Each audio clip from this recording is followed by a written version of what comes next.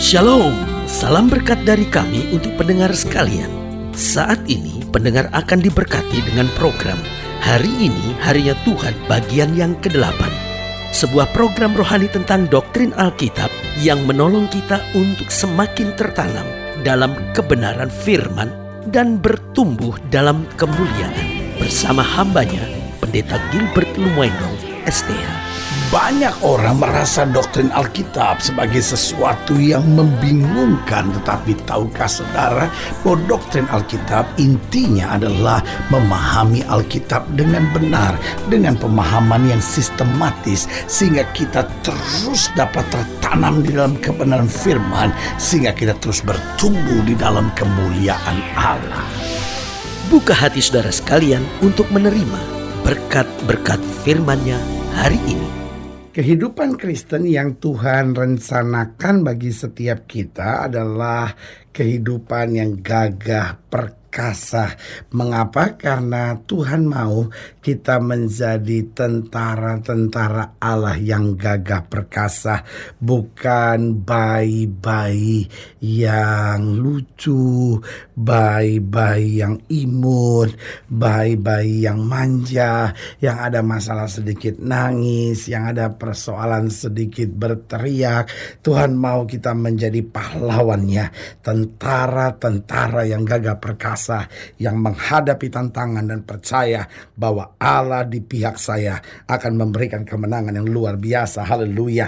Pertanyaannya, kenapa Tuhan mau kita gagah perkasa? Karena Alkitab jelas berkata Tuhan Allah kita adalah panglima perang. Dia adalah sumber kekuatan kita. Dia gunung batu kita yang membuat kita tetap tegak berdiri. Kenapa kita harus kuat? Kenapa kita harus menjadi pahlawan yang gagah perkasa? Kenapa kita harus jadi tentara-tentara Allah? Yang pertama jelas karena kita memang harus berperang melawan musuh.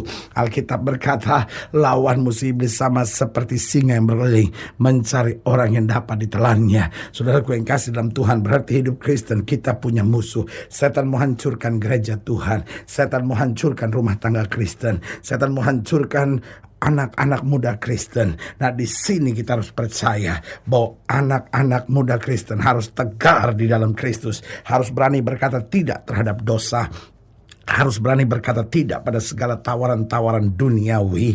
Rumah tangga Kristen harus berkata tidak pada segala bentuk perzinahan, harus berkata tidak segala bentuk perceraian. Kenapa? Karena rumah tangga Kristen adalah rumah tangga yang damai sejahtera, penuh dengan kasih Tuhan, dan siap dipulihkan oleh Tuhan dalam segala persoalan. Jadi ingat, mengapa kita harus menjadi tentara-tentara Allah yang gagah perkasa? Karena kita harus berperang melawan musuh. Yang kedua, karena memang untuk merebut mujizat kita harus kuat. Mujizat bukan hanya kita buka tangan, haleluya, dan mujizat datang. Saudara yang kasih dalam Tuhan, mujizat itu seringkali mau ditahan oleh kegelapan, mau ditahan oleh roh jahat. Tujuannya supaya apa? Supaya kita nggak terima mujizat. Tapi Alkitab berkata the violent take it by force. Orang-orang yang gagah perkasa akan merebut dengan kemenangannya, dengan kekuatannya, dengan keperkasaannya. Jadi saudara yang kasih dalam Tuhan, Tuhan mau kita menjadi pahlawan yang gagah perkasa. Kenapa? Karena kita harus berperang melawan musuh. Yang kedua, karena kita harus merebut mujizat dengan kuat. Yang ketiga, karena kita masih hidup di dunia. Dunia tidak seperti Firdaus, dunia tidak seperti sorga.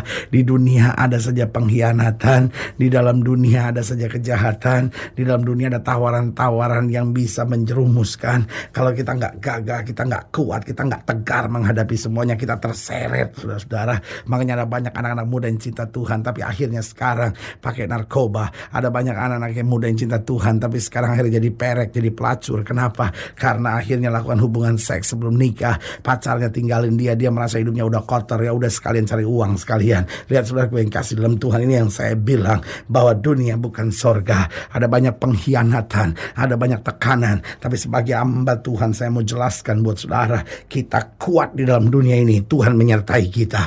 Karena kita berkata 1.000 boleh rebah di sisi kirimu, 10.000 boleh rebah di sisi kananmu, tetapi itu tidak akan menimpamu. Dan yang keempat, kenapa kita harus menjadi pahlawan yang gagah perkasa karena kita masih dari daging dan darah. Namanya dari daging dan darah, Alkitab berkata roh yang penuh tapi daging lemah. Tetapi waktu kita hidup dalam roh, kita tegar sebagai pahlawan-pahlawan Allah yang gagah perkasa. Kita berkata aku hidup, namun bukan lagi aku yang hidup, tapi Kristus yang hidup dalam aku. Dan Alkitab berkata jika Allah di pihak aku berjalan dari kemenangan lepas pada kemenangan, masuk dalam kemuliaan yang kekal. Haleluya. Selamat datang dalam program kita hari ini, harinya Tuhan. Sebuah program rohani yang kembali mengingatkan kepada kita betapa pentingnya kita menjadikan firman Tuhan sebagai dasar keseharian hidup kita. Karena selama kita menjadikan firman Tuhan sebagai dasar keseharian hidup kita, langkah-langkah ke depan kita penuh dengan kepastian, kemenangan, berkat, mujizat, dan perkara-perkara yang besar. Haleluya. Dan dalam program ini kita sedang membahas memang tentang pahlawan yang gagah. Nah, saudara yang kasih dalam Tuhan, hidup Kristen kita jangan jadi bayi-bayi manja, tapi jadi pahlawan-pahlawan yang gagah, yang kuat menghadapi segala pertempuran. Nah, dalam program ini, dalam pembahasan kita tentang pahlawan yang gagah, kita mau sama-sama belajar dari Yeremia pasal 20. Yeremia pasal 20 ayat yang ke-7 sampai 18, demikian firman Tuhan. Yeremia pasal 20 ayat 7 sampai 18, demikian firman Tuhan. Di bawah judul perikop, keluh kesah Yeremia akibat tekanan jabatannya. Engkau telah membujuk aku ya Tuhan, dan aku telah membiarkan diriku dibujuk. Engkau terlalu kuat bagiku, dan engkau menundukkan aku. Aku telah menjadi tertawaan sepanjang hari. Semuanya mereka mengolok-olokkan aku, sebab setiap kali aku berbicara terpaksa aku berteriak, terpaksa berseru kelaliman, aniaya, sebab firman Tuhan telah menjadi celah dan cemooh bagiku sepanjang hari. Tetapi apabila aku berpikir aku tidak mau mengingat dia dan tidak mau mengucapkan firman lagi demi namanya, maka dalam hatiku ada sesuatu yang seperti api yang menyala-nyala, terkurung dalam tulang-tulangku.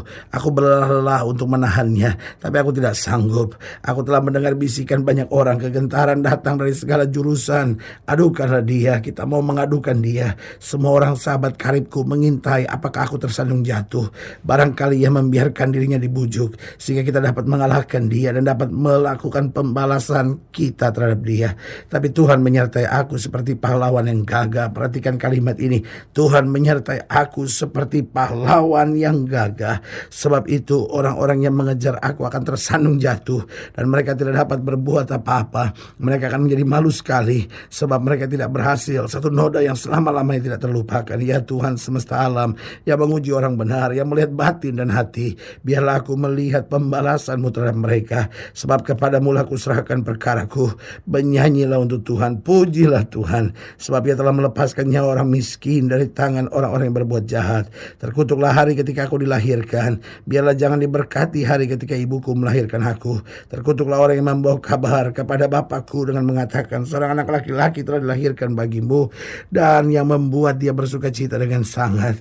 Terjadilah kepada hari itu seperti kepada kota-kota yang ditunggang balikan Tuhan tanpa belas kasihan. Didengarnya kiranya teriakan pada waktu pagi, dan hiruk pikuk pada waktu tengah hari. Karena hari itu tidak membunuh aku selagi di kandungan, sehingga ibuku menjadi kuburanku, dan ia mengandung untuk selamanya.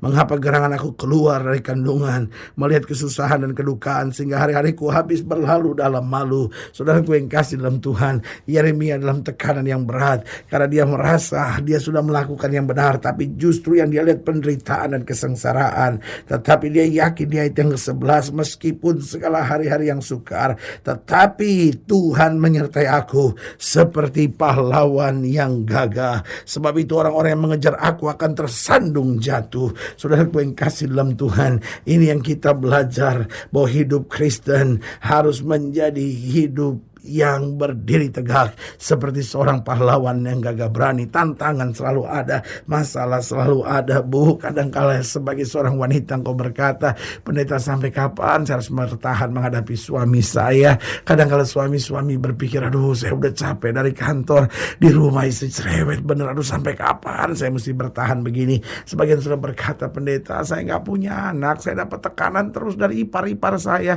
sama dari mertua saya, bagaimana saya bisa bertahan? bertahan. Ada banyak anak muda yang berkata, aduh pendeta, tawaran-tawaran dunia begitu keras pendeta. Saya sebagai anak muda serba salah hari-hari ini. Kalau saya nggak ikut arus, saya disingkirkan dan saya rasa tertekan dalam jiwa saya. Saya mesti buat apa? Saudaraku yang kasih dalam Tuhan, kita harus berdiri tegak sebagai pahlawan-pahlawan yang gagah. Jangan menyerah. Pertanyaannya, bagaimana saya dapat menjadi pahlawan yang gagah? Yang pertama, kita dapat menjadi pahlawan yang gagah jika Tuhan menyertai kita. Ayat ini jelas dikatakan pada ayat yang 11, tapi Tuhan menyertai aku seperti pahlawan yang gagah. Lihat hidup Yusuf. Alkitab berkata Yusuf dibuang ke dalam penjara, tetapi Tuhan menyertai dia sehingga menjadi kesayangan dari kepala penjara. Jadi saudaraku yang kasih dalam Tuhan, tantangan demi tantangan boleh ada. Selama Tuhan menyertai kita, kita akan kuat. Selama Tuhan menyertai kita, kita akan menang. Karena itu berada terus dekat dengan Tuhan, sehingga penyertaan Tuhan menjadi bagian dalam hidup kita. Yang kedua, bagaimana kita dapat menjadi pahlawan yang gagah perkasa? Kita dapat menjadi pahlawan yang gagah perkasa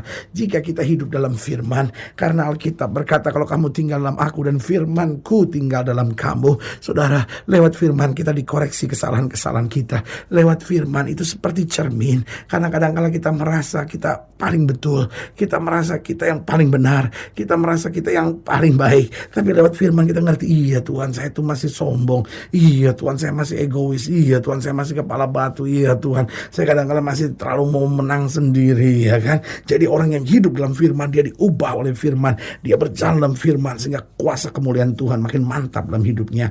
Yang ketiga, kita dapat menjadi pahlawan yang gagah jika kita berjalan dalam iman. Saudaraku yang kasih dalam Tuhan, Alkitab berkata tanpa iman tidak ada seorang pun yang dapat berkenan kepada Allah. Dengan lain kata, kalau kita berjalan dengan iman, kita akan hidup berkenan kepada Allah. Dan kalau kita hidup berkenan kepada Allah, maka kita jadi pahlawan yang gagah perkasa. Apa artinya hidup dalam iman? Meskipun saya belum melihat, saya pegang janji Tuhan. Meskipun saya belum melihat, saya lakukan kebenaran firman. Meskipun saya belum melihat, saya hidup di dalamnya. Dan di situ saya melihat kekuatan yang luar biasa yang Tuhan kerjakan dalam hidup saya. Dan yang keempat, kita dapat menjadi pahlawan yang gagah perkasa. Yang pertama, ingat ya Pak, ingat ya Bu, ingat saudara-saudaraku.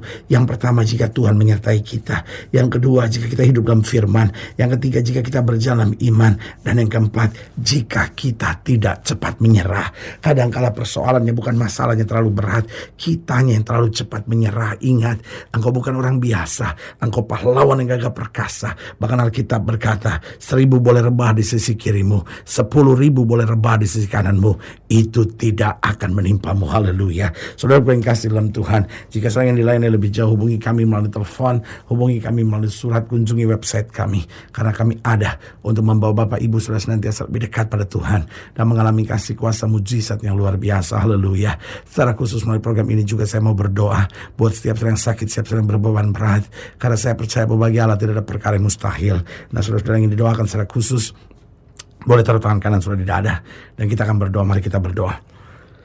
Bapa, dalam nama Yesus, hamba doa buat yang sakit, hamba doa buat yang berbeban berat, hamba doa untuk setiap mereka yang sedang menghadapi masa-masa yang sukar. Karena hamba percaya bahwa bagi Allah tidak ada perkara yang mustahil. Bapa, hamba berdoa di dalam nama Yesus, Tuhan jamah. Yang sakit Tuhan sembuhkan, yang lemah Tuhan kuatkan, yang susah Tuhan hiburkan, yang jatuh Tuhan angkat. Sehingga hari ini kembali anugerah Tuhan boleh berlaku. Bahkan mereka yang taruh tangan kanannya di dada boleh meyakini bahwa mereka pahlawan yang gagah perkasa, yang disertai oleh Tuhan. Mereka akan kuat, menang dan melihat mujizat. Karena Allah kami dahsyat dan luar biasa. Di dalam nama Yesus kami berdoa. Haleluya. Amin. Saudaraku yang kasih dalam Tuhan, kita sudah berdoa. Ingat, tidak pernah Allah lalai menepati janjinya. Inilah saatnya buat kita untuk bangkit, bersemangat, bersukacita dalam menghadapi segala perkara. Karena kita tahu Yesus hidup, Yesus berkuasa, dan selalu menyediakan yang terbaik buat anak-anaknya. Doa saya menyertai saudara. Sampai berjumpa pada program berikut, dan jangan lupa, jadikan hari ini harinya Tuhan.